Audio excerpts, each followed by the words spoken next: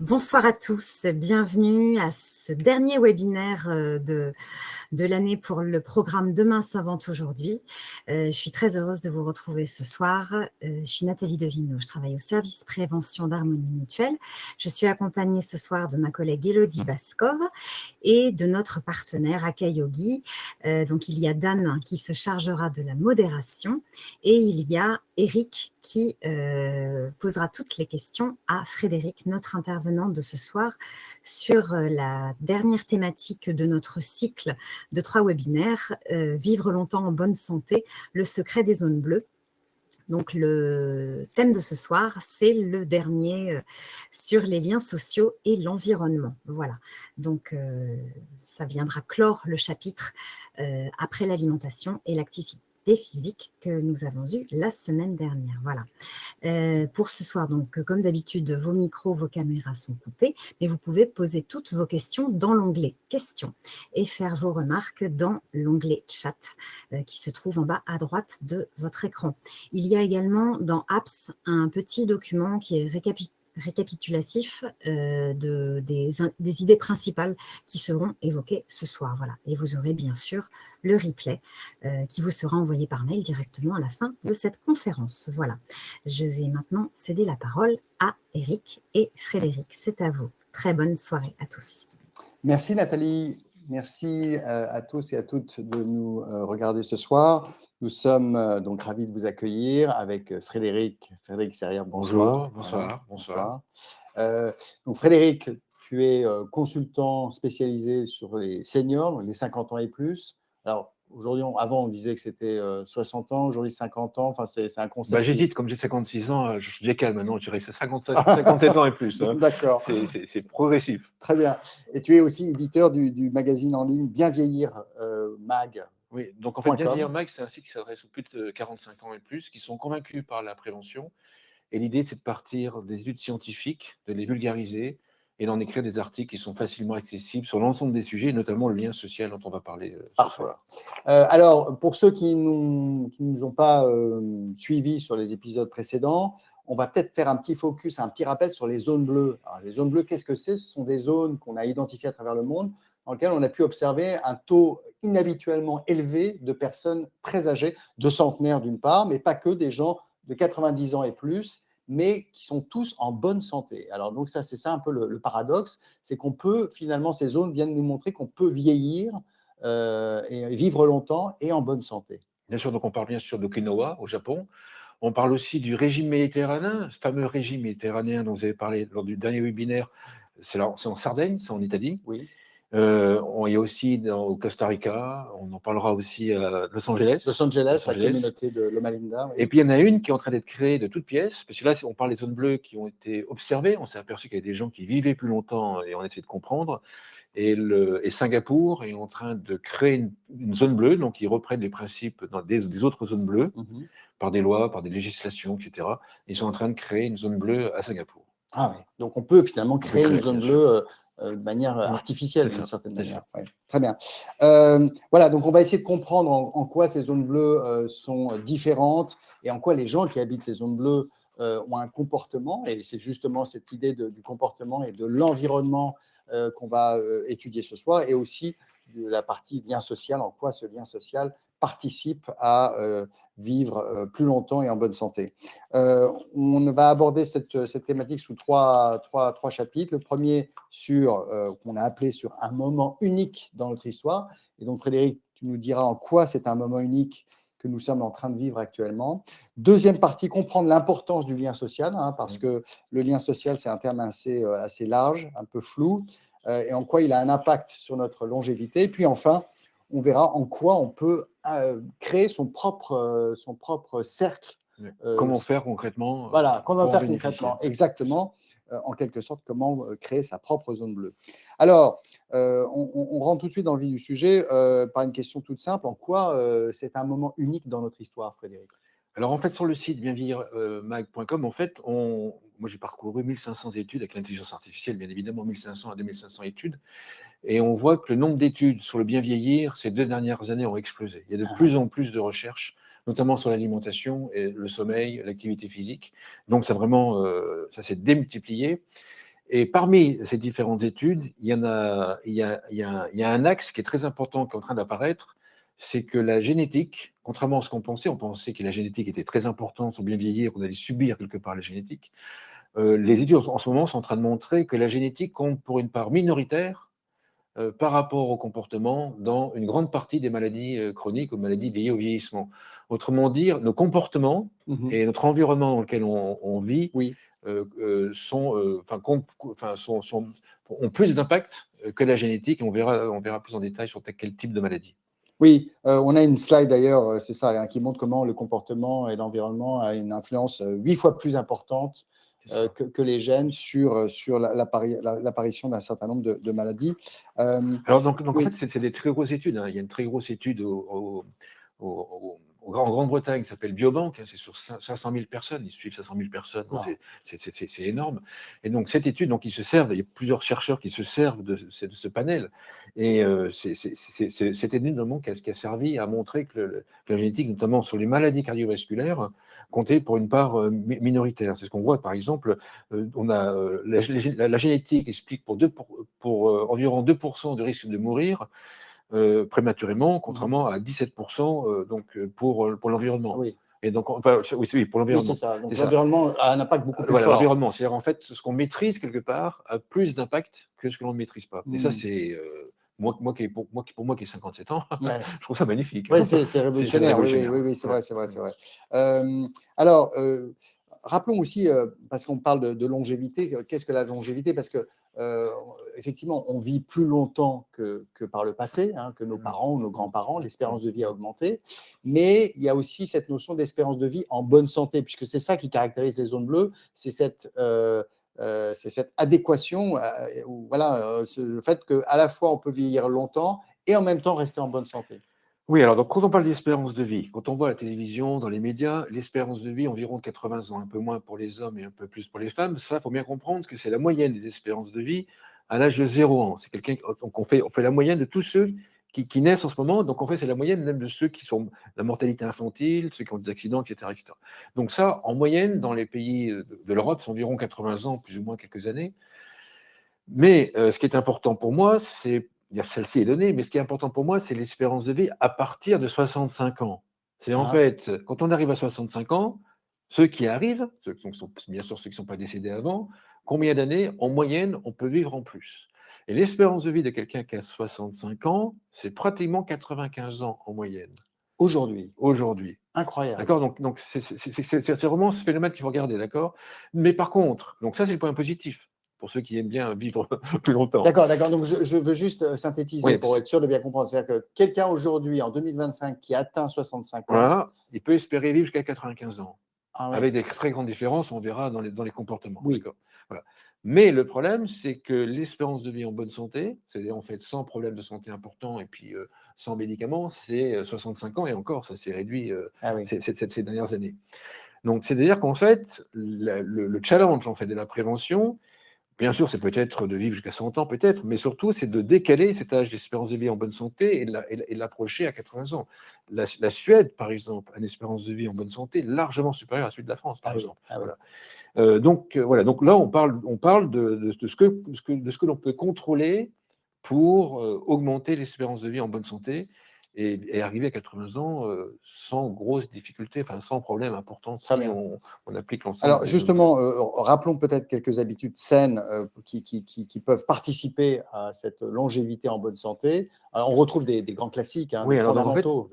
En fait, il y a deux groupes. Il y a les actions, enfin les comportements que l'on connaît, ce qu'il faut faire, ce qu'il ne faut pas faire, ce que l'on connaît. Et après, il y a ce que les études scientifiques, ces 2 à 3 dernières années, ont amélioré, peaufiné et accentué.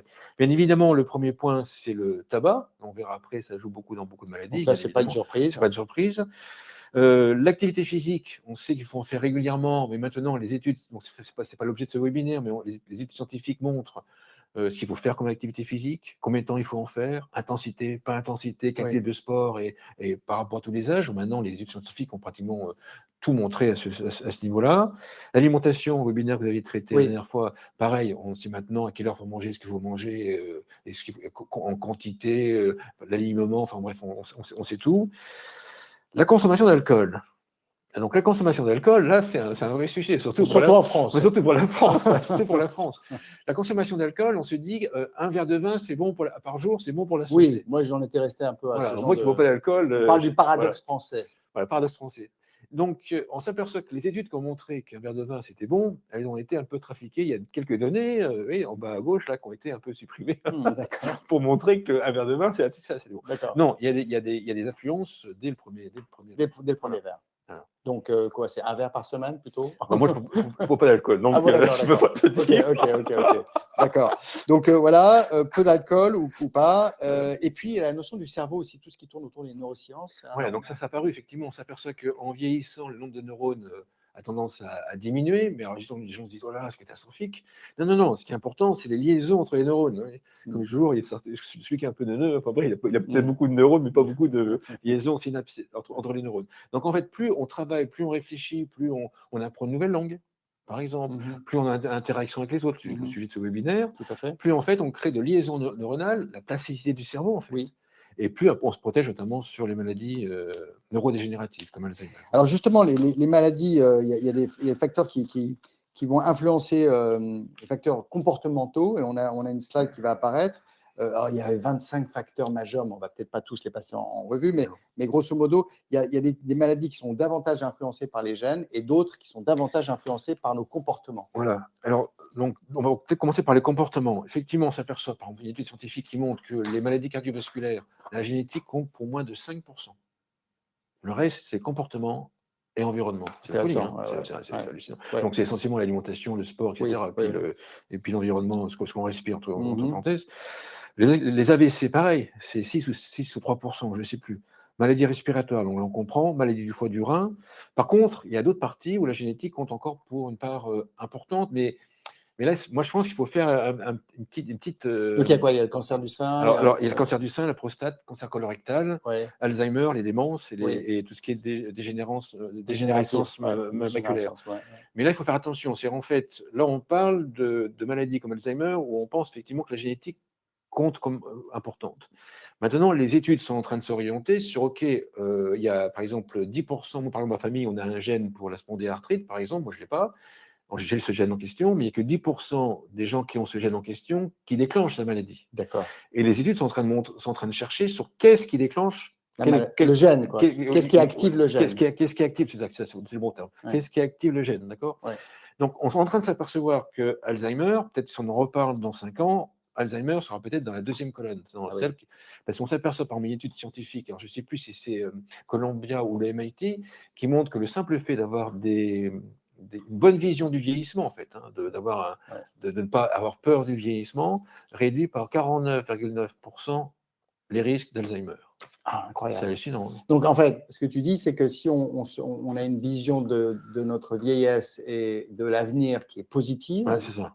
Ça va influencer. On réduit. Donc, moi, j'aime bien, si on fait juste un petit zoom là-dessus, donc uniquement l'aspect positif, mental, en fait, par rapport au vieillissement influence beaucoup Alzheimer, plus l'alimentation, plus le sport. Donc, tu vois qu'on joue beaucoup. Simplement répondre à la question, quels sont les points positifs, si on parle concret, c'est quels sont les points positifs du fait de vieillir? Plus de maturité, plus de sérénité, plus de pouvoir financier, plus bon, on voit bien d'ailleurs, les études montrent qu'on est le plus heureux à l'âge entre 60 et 70 ans. La courbe du bonheur, c'est un U, en fait. Donc, on est très heureux quand on est jeune, et puis on se rend compte qu'avec la vie est finalement peut-être moins facile qu'on le croyait. On traverse une période un peu difficile. Et après, ça remonte. Et après, ça remonte avec la vieillesse. Très bien. Alors peut-être, dans tout ça, on retrouve effectivement donc, les fondamentaux, les facteurs de maladie. Alors, il y en a beaucoup, il y a le tabac, on l'a dit, précarité financière, qui est également… Alors là, ce qui est intéressant dans le slide, c'est de montrer qu'en fait, un comportement a une influence sur beaucoup de maladies.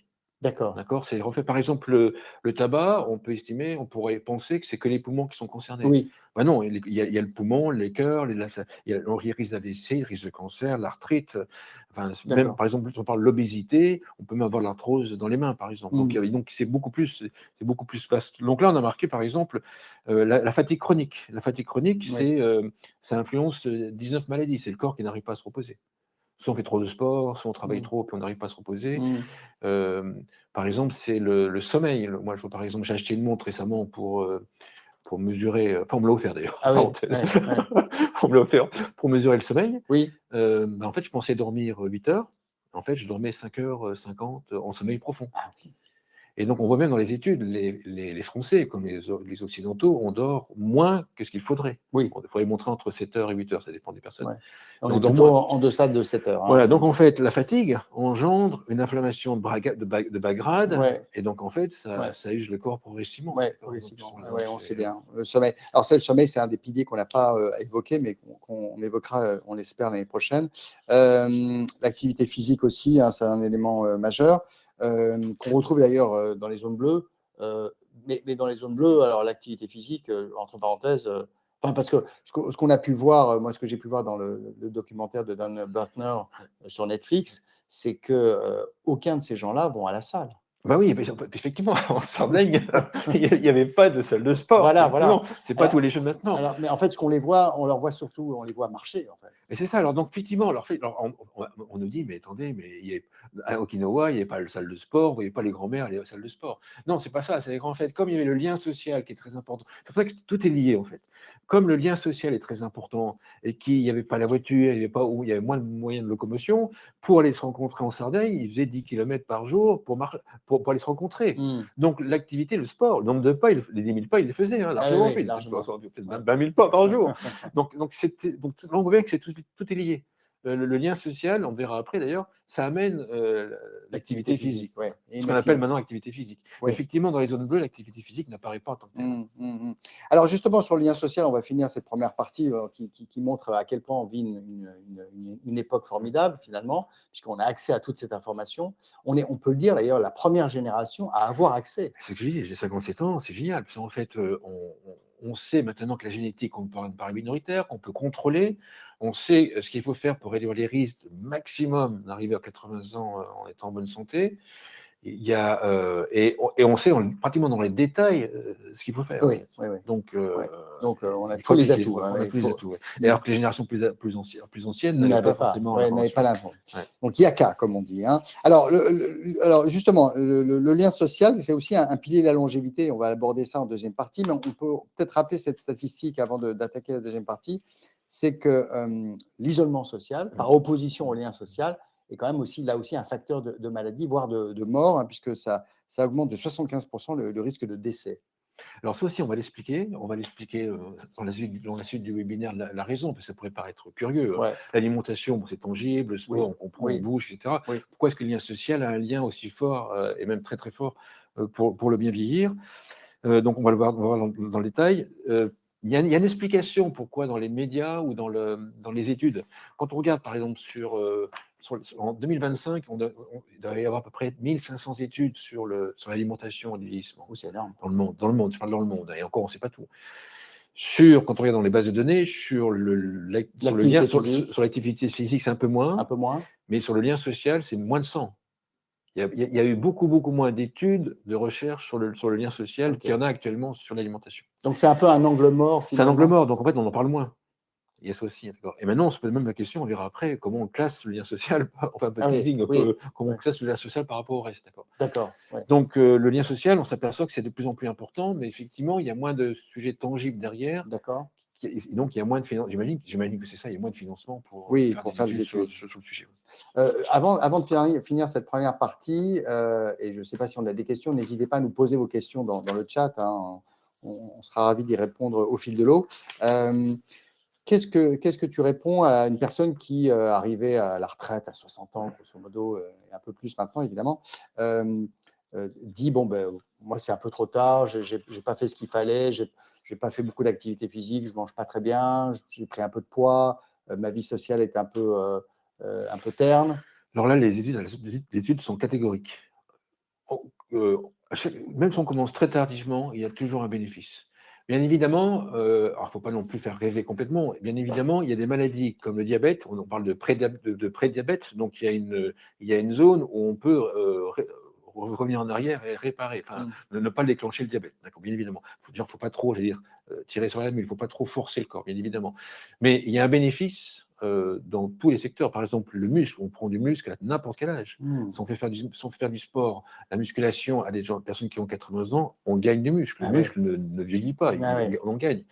On voit que par exemple, quelqu'un qui arrête de fumer 10 ans après, il a la même espérance de vie que quelqu'un qui n'a pas fumé, par exemple. En 10 ans, il y a une régénération. Il y a une régénération. Donc en fait, on est capable de récupérer beaucoup de choses, beaucoup de choses. Il ne faut pas tendre trop. En fait, il faut quand même être il ne faut pas trop tirer sur la corde. Pas tirer trop sur la corde. Et on sait bien que cette décennie 50-60 ans, elle est aussi assez cruciale. Elle est cruciale, parce qu'il y a un virage quelque part. C'est le moment justement de mettre en place les bonnes habitudes. C'est ça. Très bien. Alors, ça nous amène à la deuxième partie. Comprendre l'importance du lien social, justement. Alors, le lien social, qu'est-ce que c'est et qu'est-ce qu'on a comme données là-dessus après 50 ans, je dirais? Alors, le lien social, c'est la relation, c'est la relation entre les gens, c'est les interactions. Que ce soit, on verra quel type de lien social il faut avoir. C'est la famille, c'est les amis, c'est le travail, c'est les associations, c'est le bénévolat. Bon, bref, c'est échanger avec les autres. Bien sûr, c'est recevoir, échanger, donner, bien évidemment. C'est aussi une notion d'être reconnu, on en parlera après, d'être utile et reconnu, d'appartenance, bien évidemment. Et on verra aussi que c'est plus la qualité du lien social qui est importante plus que la quantité. On peut avoir beaucoup de connaissances, par exemple, ou beaucoup de followers, mais ça ne compte pas dans le lien social, par exemple. Voilà. Très bien, très bonne image. Il y a une grosse étude de la Fondation de France qui montrait que pour les plus de 15 ans en France, près d'un quart de la population, finalement active et en général, est en isolement social, en isolement relationnel. Donc, souffre de cela. Mais il y avait une autre statistique que tu voulais nous partager. Oui, parce qu'on peut dire, oui, mais on nous donne des chiffres sur les adultes et puis les jeunes. Oui, donc en fait, malheureusement, l'association des petits frères des pauvres a publié chaque année, ou tous les 2 ans, je ne sais plus, une étude sur l'isolement et les plus de 65 ans. On voit que les études, que 700 000 personnes de plus de 65 ans, je ne sais plus exactement l'âge, sont en mort sociale. En fait, ne rencontrent personne. À part peut-être l'auxiliaire de vie qui passe, mais on rencontre personne. Donc ça, c'est donc il y a vraiment donc on va être là pour apporter des réponses à cela et contrecarrer cette. Et puis à la fin, on verra comment on fait. Voilà, comment on fait. Alors justement, quand on parle de lien social, de solitude, il y a des catégories, il y a 4 catégories qu'on peut un petit peu présenter. Oui, parce qu'en fait, moi, au bout d'un moment, en regardant les études, je me suis dit, mais alors quelqu'un qui subit un lien social ou quelqu'un qui aime sa solitude, on classe où en fait? Oui. Donc, on s'aperçoit qu'il y a des études qui font apparaître 4 catégories. Il y a ceux que vous voyez apparaître, j'imagine, à l'écran. Il y a ceux qui sont en solitude appréciée. Donc, en fait, il y a une partie, il y a à peu près 20% des Français, enfin des Occidentaux, qui ont besoin d'être seuls pour pouvoir vivre une émotion. Il y a la solitude qui est subie. Donc là, effectivement, c'est quand même un peu moins bien de subir une solitude. Et après, il y a 2 types de liens sociaux. Il y a le social qui est apprécié, donc en fait, on est entouré avec des amis, la famille, tout va bien, etc. Et puis, malheureusement, on peut avoir du lien social avec des amis qu'on n'apprécie pas, par exemple, qu'on subit. Et donc là, il y a le subi. Et donc, on voit bien que, ce qui est important, le message derrière, ce qui est important, c'est de ne pas subir, c'est ça le truc, de ne pas forcer. Parce que si on subit, il y a du stress dans le corps qui apparaît. Le stress dans le corps, ça fait apparaître. On sait que le stress oxyde le corps, donc accélère le vieillissement. Donc, en fait, on peut imaginer que le mieux, en fait, on classe un petit peu, le lien social apprécié, c'est quand même pas mal, d'accord. Mais après, moi, je dirais, mais ça, c'est mon avis, la solitude appréciée, c'est pas mal. Et puis derrière, on classerait peut-être le lien social subi, puis en troisième, la solitude subie. Voilà, d'accord. Donc, ce qui est subi. Voilà, il y a la notion, c'est de pas subir, en fait, c'est d'aller. D'avoir une démarche appréciée, donc mieux être, c'est l'adage, mieux être seul que mal accompagné. C'est ça, exactement, c'est ça. Chose que moi, j'ai eu du mal à comprendre. On verra après, j'ai eu du mal à comprendre ça. Ok. Alors, il y avait un point quand même que tu as évoqué dans la préparation de ce webinaire que je trouve vraiment intéressant, c'est que c'est vrai qu'en prenant de l'âge, on a moins envie de lien social, ou quelque part, on a davantage envie de se retrouver avec soi-même et d'une certaine forme de solitude. Oui, parce qu'en fait, en préparant, on s'est dit, bon, donc on va dire que le lien social, c'est important. Oui. Et après, on va me dire, même moi, à 57 ans, je dis, non, des fois, j'ai pas envie, ça me fatigue, moi aussi, je serai chez moi, etc. Voilà. Donc ça, c'est normal. En fait, il y a aussi une étude qui est publiée, il y a plein d'études en ce moment, en 2025, qui montre qu'en fait, c'est lié notamment au cerveau. On s'aperçoit qu'en vieillissant, on a quand même moins d'énergie qu'en étant jeune. Bon, ça, je pense qu'on s'en aperçoit tous. Et au niveau cérébral, ce qui se passe, c'est qu'en fait, il y a le limbique. Le limbique, c'est la gestion des émotions, c'est plutôt la partie centrale du cerveau. Et puis après, il y a le cortex, qui est plutôt, en résumé, la partie réflexion du cerveau. Et on n'a pas assez d'énergie pour faire fonctionner les deux en parallèle. Donc, en vieillissant, la partie limbique émotionnelle travaille plus. Donc, on a plus de difficultés ou on ressent plus les émotions. Ça dépend on est comment plus sensible. Plus sensible, voilà. Oui. Et donc, il faut plus de temps seul pour pouvoir souffler. Ah oui. Se reposer des émotions, etc. Se reposer. Et ensuite, lorsqu'on est en lien social, on va dire même subi, on est en interaction, on réfléchit, on doit répondre, on a des débats dans les débats, et bien ça fait travailler quoi? Le cortex. Oui. Et le cortex demande beaucoup d'énergie, en plus. Donc en fait, ça fatigue. Donc on a besoin d'un temps de récupération et de solitude. C'est ça, donc on se dit, voilà, donc ce soir je reste seul, je n'irai pas voir les amis. C'est ça l'idée. Je reste, je regarde la télé ou je ne sais pas quoi. L'idée, c'est de dire que c'est normal. Voilà. D'accord. Très bien. Donc l'idée, c'est vraiment de bien vivre ces changements et d'accepter finalement cette évolution. Il y a peut-être un exemple qu'on peut tirer d'une des zones bleues, qui est la zone de Loma Linda en Californie, qui du point de vue du lien social, on a fait vraiment un de ses chevals de bataille. Oui, parce qu'on a dit qu'il y avait à peu près 8 ou 9, on ne sait plus où on en est vraiment, mais 8 ou 9 zones bleues dans le monde, et chaque zone a sa spécificité. D'accord ? Par exemple, la Sardaigne, c'était le régime méditerranéen, bien évidemment, et parce que toutes les zones bleues n'ont pas toutes les caractéristiques de toutes les autres zones bleues. C'est ça l'idée. Alors la Sardaigne, c'est l'alimentation. Voilà, c'est ça. Okinawa aussi, je crois. Et Okinawa, c'est aussi le côté spirituel et puis réflexion, gestion des émotions, plutôt, je vais dire, c'est comme ça. Mais Loma Linda, alors. Voilà, et donc en fait, c'est une ville qui est à l'est de Los Angeles, pour ceux qui ne connaissent pas, non plus, je ne connais pas, et qui s'appelle les Adventistes, et c'est une communauté religieuse chrétienne. Et qui a cette caractéristique. Alors, eux, on explique qu'ils vivent plus longtemps parce qu'ils organisent le lien social. C'est qu'en fait, ils ont le vendredi et le samedi, ils ne travaillent pas, et ils ont des activités de soutien, d'activités, de jeux, de réflexion, de veiller entre eux. Oui. Et donc, ça, c'est organisé, complètement organisé.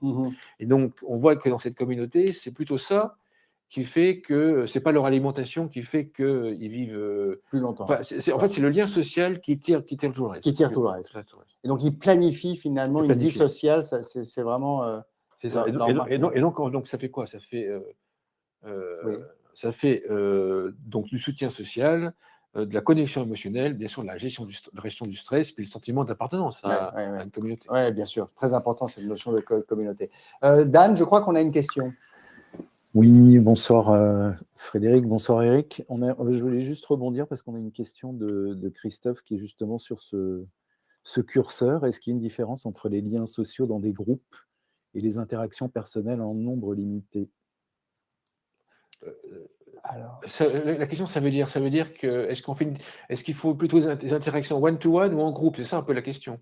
Oui, est-ce qu'il y a finalement une différence entre des interactions de groupe ou alors de voir peut-être des gens de manière plus isolée?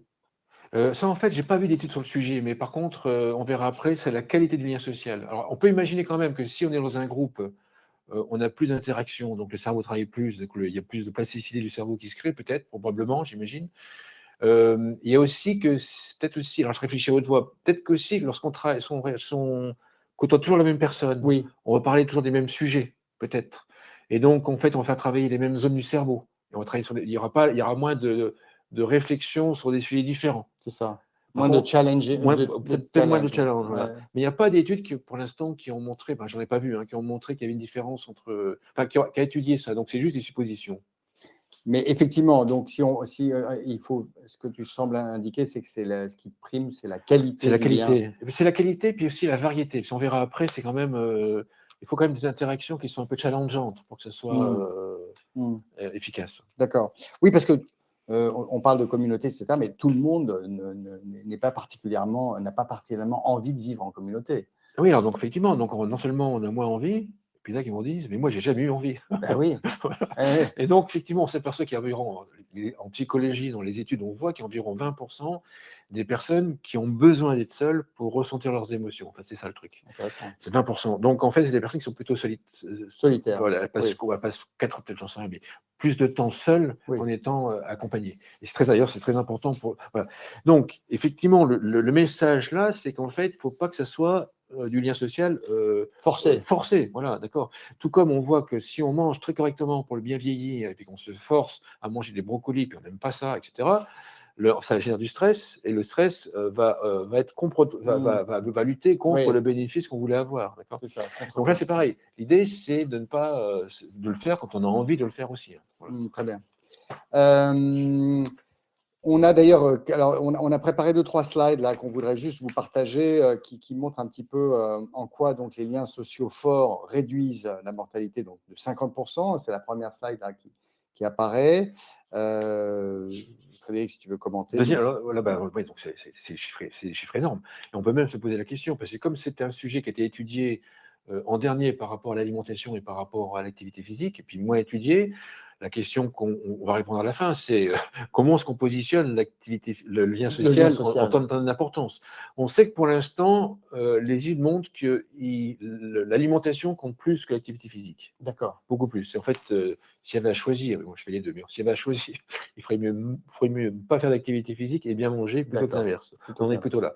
On dira tout à l'heure où on est le lien social par rapport à ça. Très bien.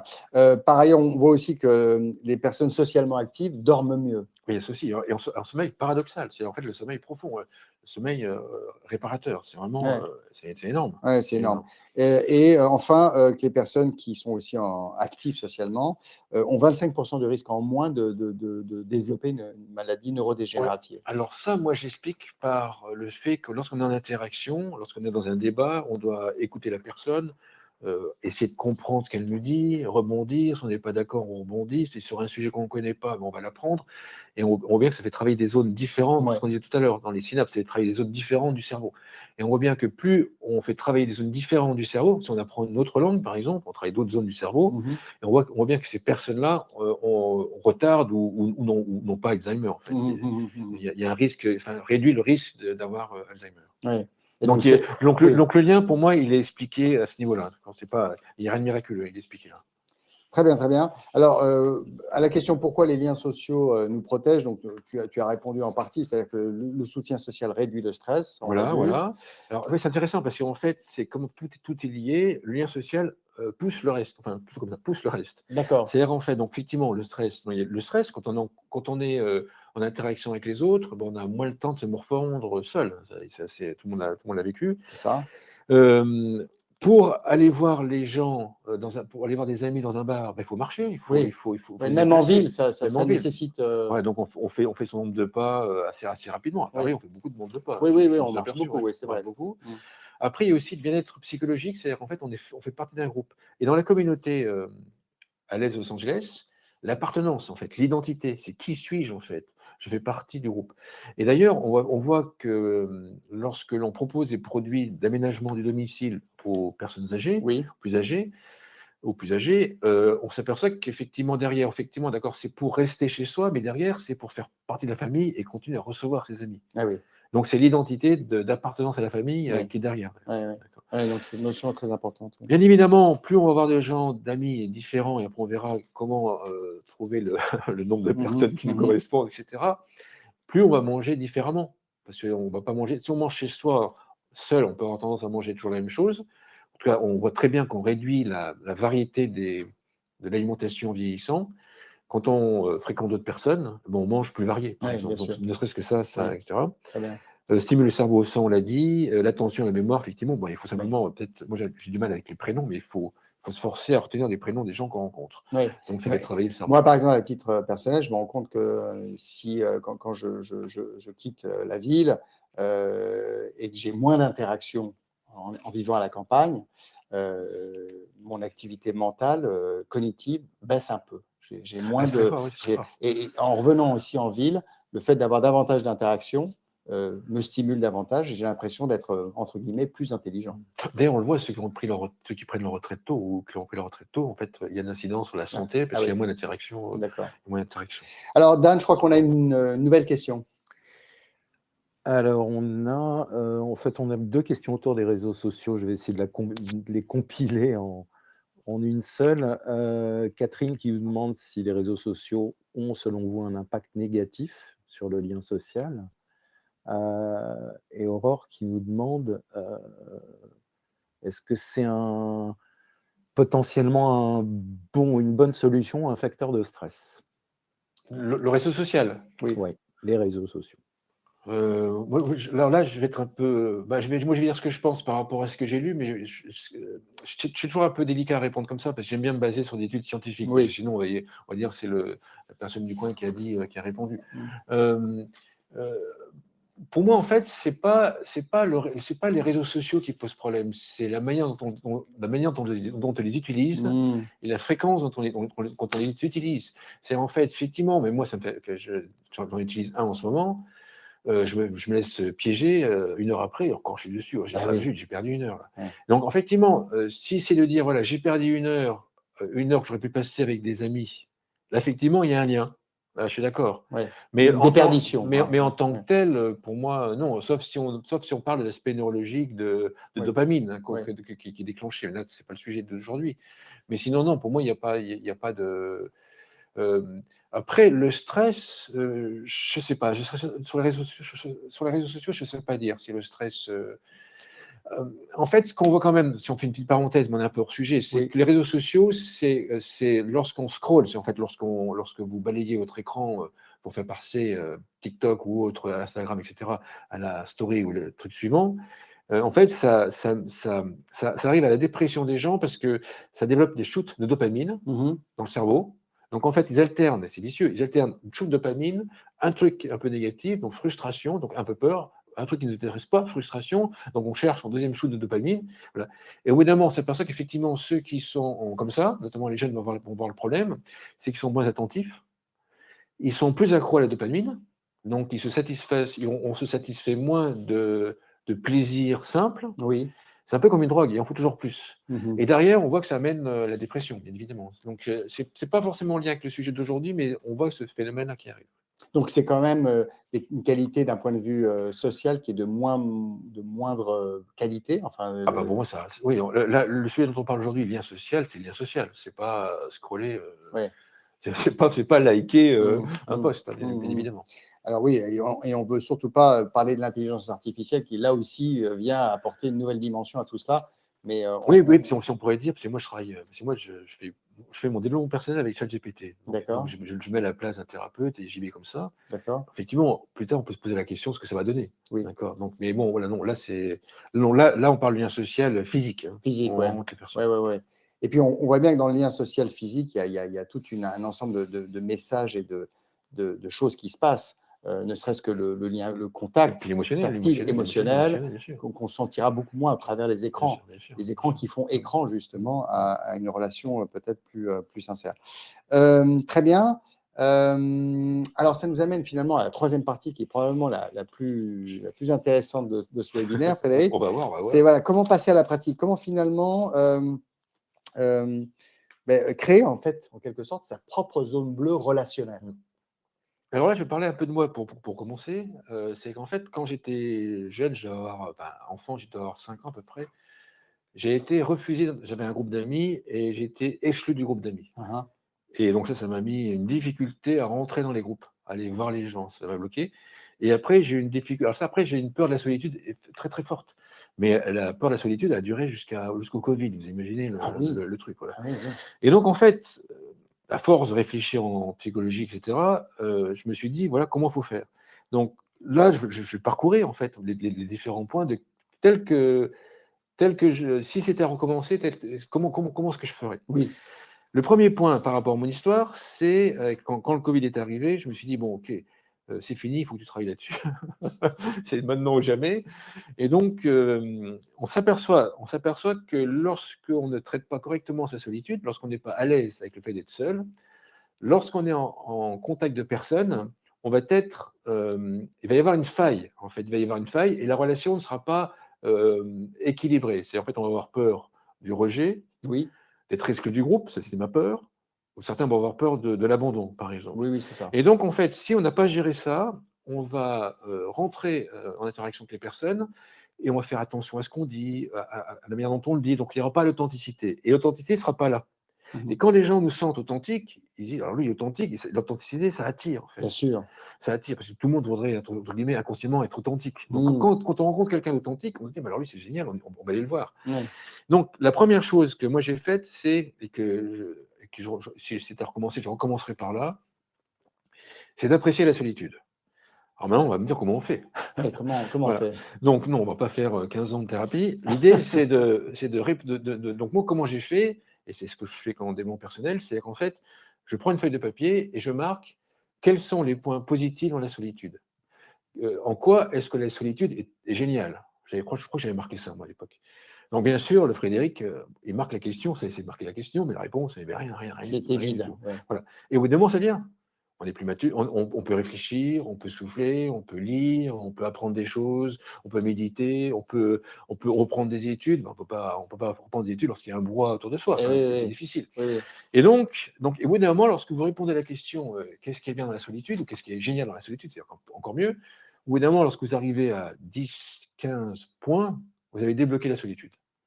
Et on est beaucoup moins sensible à ça. On est même plus sensible à ça d'ailleurs. Oui, ça devient pour le coup vraiment quelque chose de positif. Voilà, donc en fait, on se force à regarder le côté positif, ce qu'on appelle un recadrage de sens. En fait. D'accord. Oui. Et donc, lorsqu'on est avec les personnes, eh ben, peu importe, on n'a plus peur que. Moi, j'ai plus peur qu'on m'enlève du groupe. Oui.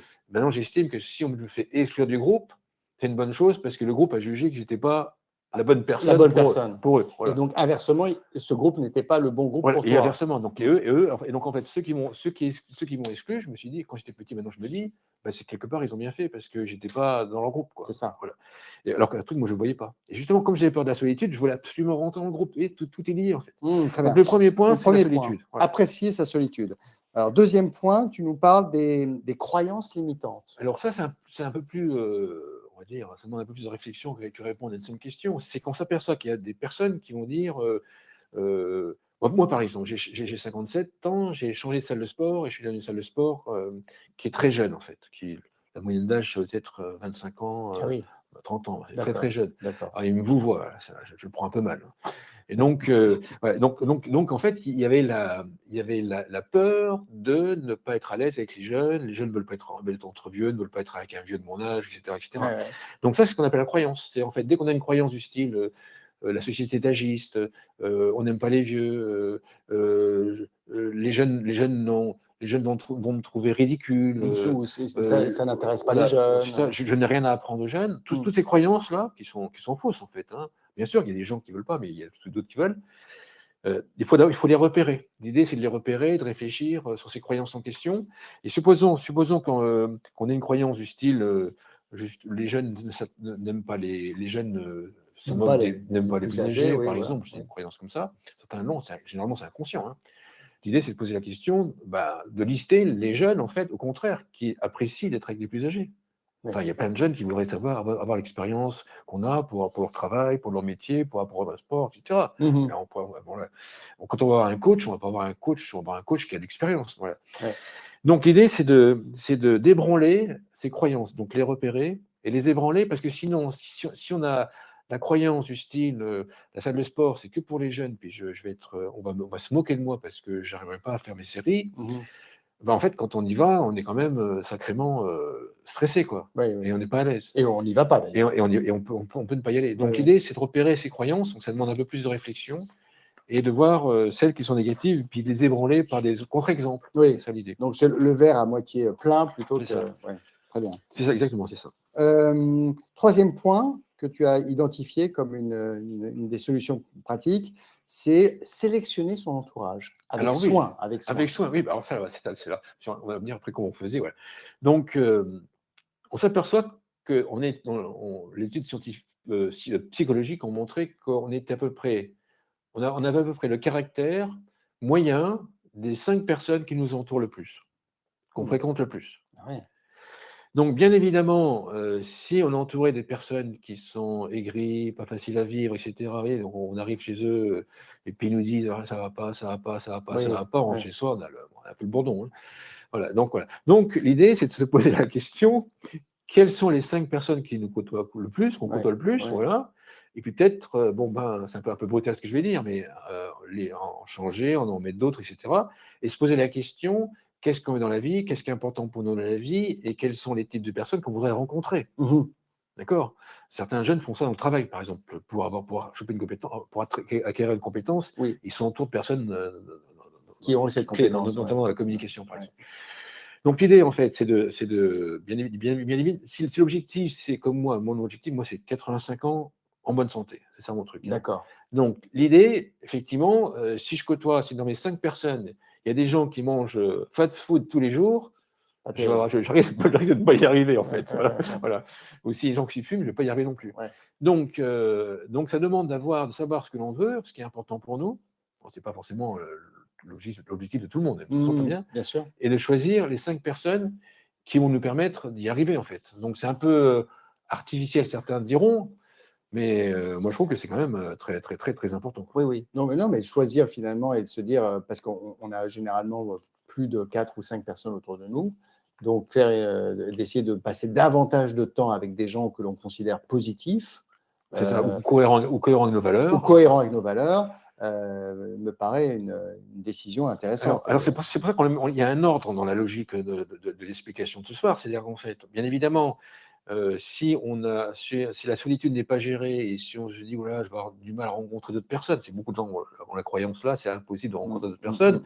Bien évidemment, si déjà on n'a pas 5 personnes autour de soi, on n'en a que 3, on ne va pas dire, je ne vais pas en enlever une, j'en aurai plus que 2. D'accord ? Donc il y a un ordre, c'est d'abord la solitude, réfléchir sur soi, à mon avis, et ensuite, bien sûr, après on passe à l'entourage. D'accord, très bien.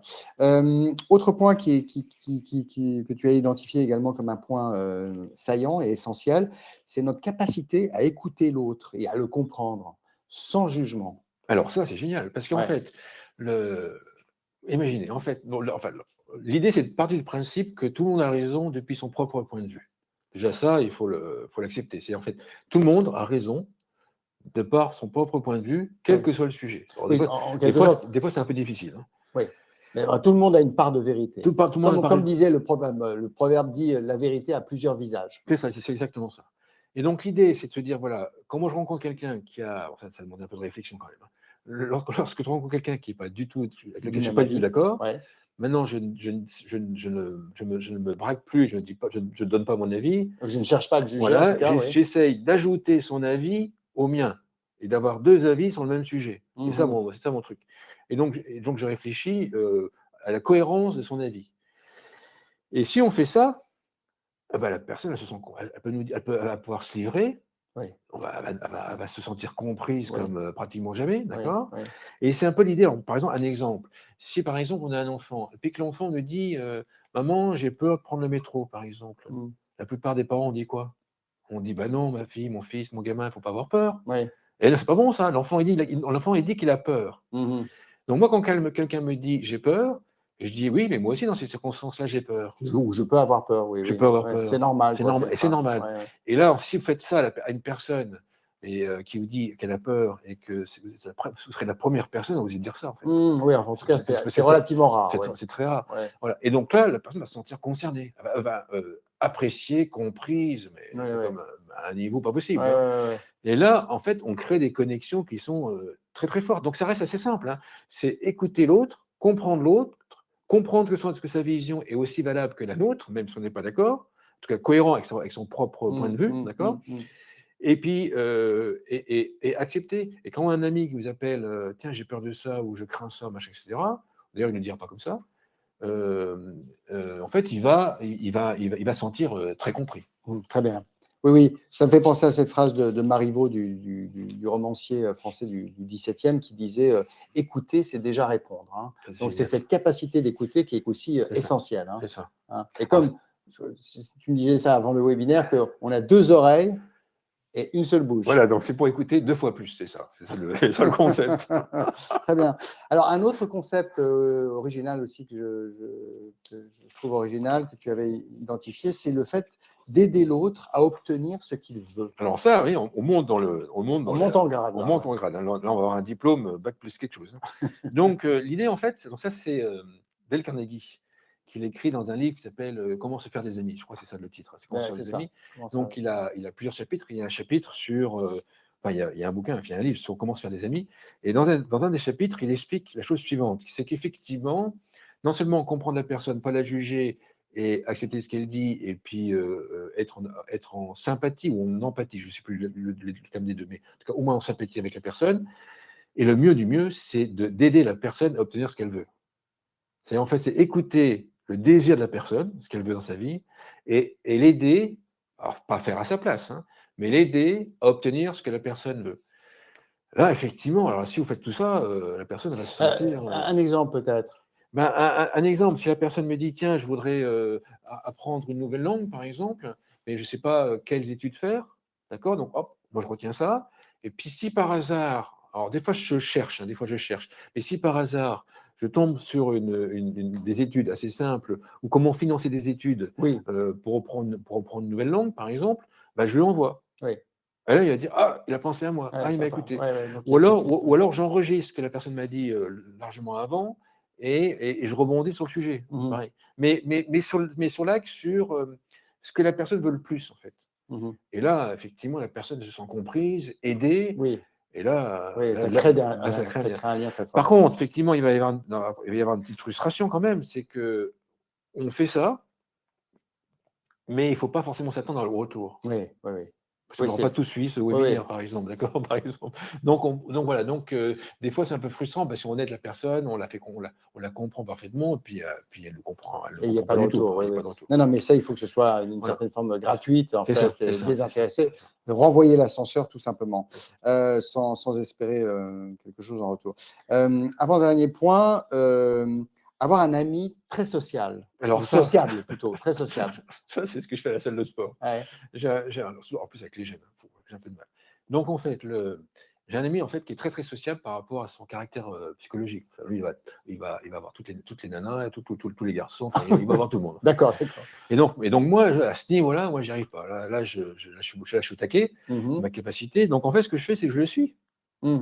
Je profite de sa capacité, en fait, c'est comme c'est le prolongement de mon bras quelque part. Oui, d'accord. Et en fait, je le suis, voilà. Je le suis. Et donc, par son intermédiaire, tu rencontres davantage de personnes. Ça. Donc, en fait, l'idée dans les 5 personnes, donc pour rigoler un petit peu, dans les 5 personnes, il faut repérer quelqu'un qui est très sociable.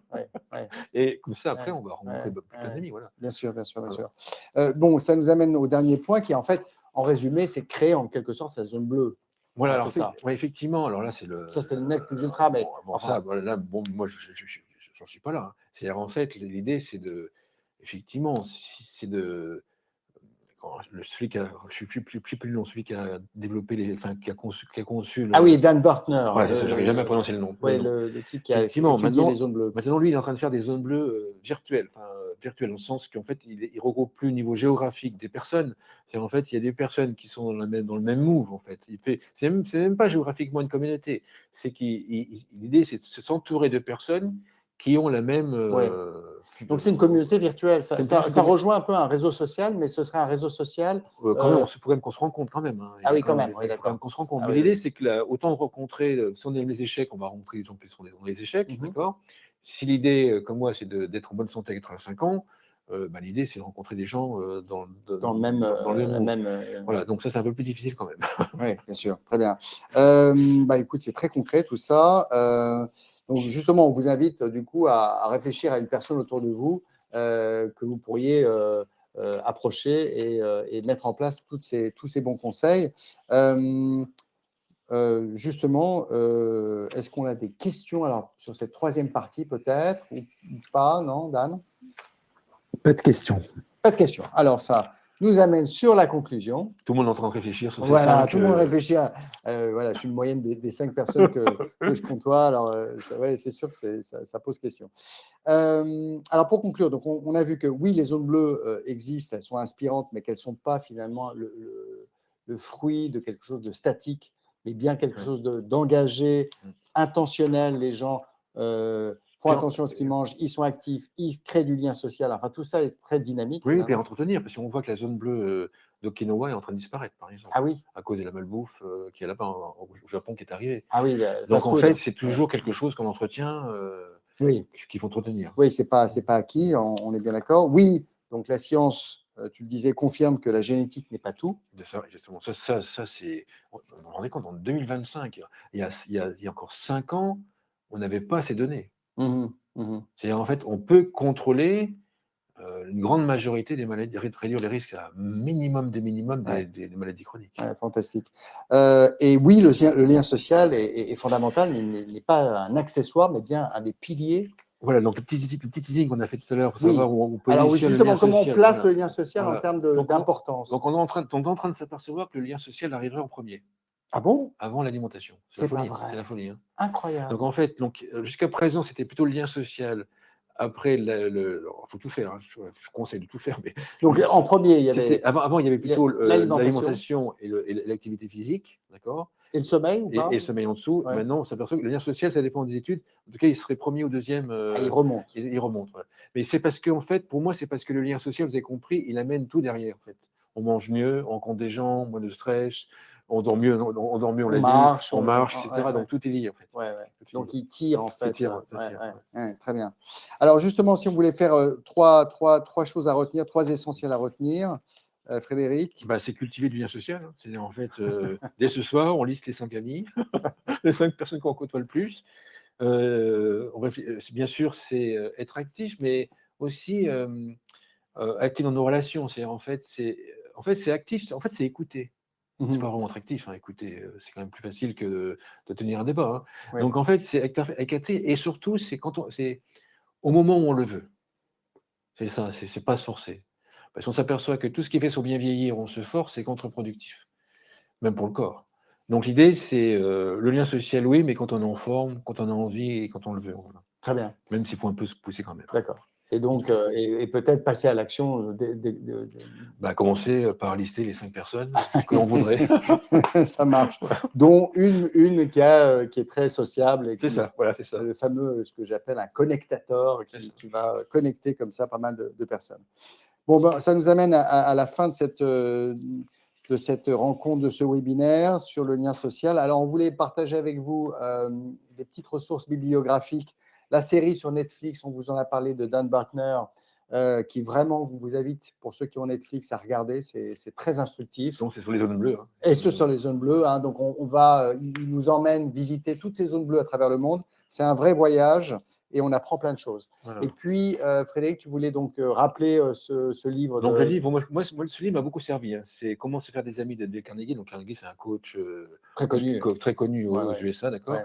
Et puis le site Bien Vieillir Mag, c'est le site que je fais, donc .com, en fait, où vous verrez, en fait, on parle de tous les sujets et de manière positive, et ce que les scientifiques, ce que la science dit factuellement. D'accord. Concrètement. Très bien. Il nous reste 1 ou 2 minutes, à moins qu'on ait une dernière question. Non. Alors, Nathalie, on vous repasse la main. Très bien, merci beaucoup messieurs pour toutes ces informations. N'oubliez pas que vous aurez le lien vers le replay qui vous sera envoyé dès la fin de cette rencontre par mail. Vous avez aussi le document qui regroupe les principales idées qui ont été évoquées durant ce webinaire dans Apps. Juste petite idée par rapport à tous ces conseils qui ont été donnés sur les liens sociaux et l'environnement. N'oubliez pas que le bénévolat au sein d'associations, y compris le fait de se présenter comme élu pour Harmonie Mutuelle, ça peut aussi être un lien pour créer du lien, notamment avec des personnes qui partagent vos valeurs. Voilà. Je vous remercie tous pour votre attention. Je vous remercie également de remplir le questionnaire de satisfaction qui va s'afficher à l'écran juste à la fin de cette rencontre. Je vous souhaite une excellente soirée à tous. Merci Élodie.